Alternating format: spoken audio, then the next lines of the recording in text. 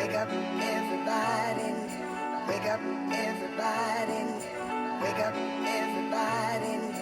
Wake up, everybody. Wake up. If you want to avoid a riot, send the fire department in. Why is that? Well, because people see firemen as heroes. People see firemen as somebody coming to save them or keep them from being hurt. Firemen aren't armed, and ordinarily in the events that I were near, close to, or in the same city, when the firemen went in first, there was an overturned car, somebody was, were going. Now, the firemen didn't turn the water hose on people. The firemen went in, and like I said, they said, everybody all right? They pulled somebody out of the car, and that was it.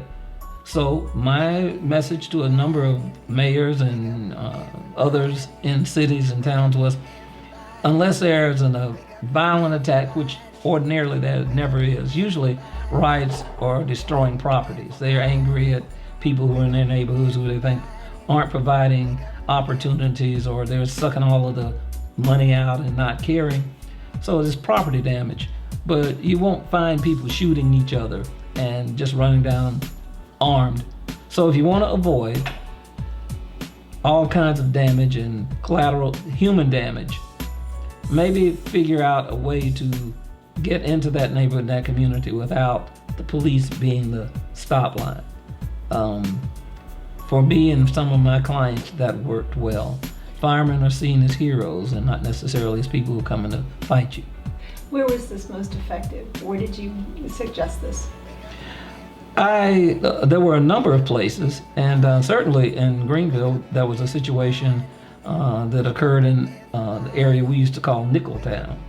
And it was late one night, and I believe some incidents had occurred, maybe even before the fire department arrived, and they were overturning trash cans in cars. Same thing before in Greensboro, there on the campus of A&T. The incident starts when somebody's angry and they start demonstrating it by overturning something or just civil disobedience. They are mad, they're angry, and all of a sudden here comes somebody and you're at the peak of anger, and these guys are going to get out with weapons and tell you to stop. And I think it escalated in it. Folk were just venting. What was the problem with him throwing trash out on the street or across the campus? But when they came, they were going to lock him up, and then he resisted. There was an assault. Of course, anytime, it's always going to be he resisted arrest, and we had to subdue him. And people saw it as, oh no, wrong place, wrong time, and it escalates. The firemen were there, washed the glass out of the streets, cleared the cars, told the kids, it's a nervous situation. And unfortunately, Greensboro erupted into a major riot. It was my first rioting experience. And from that, I learned some of the techniques of how to calm a community before it gets to that point.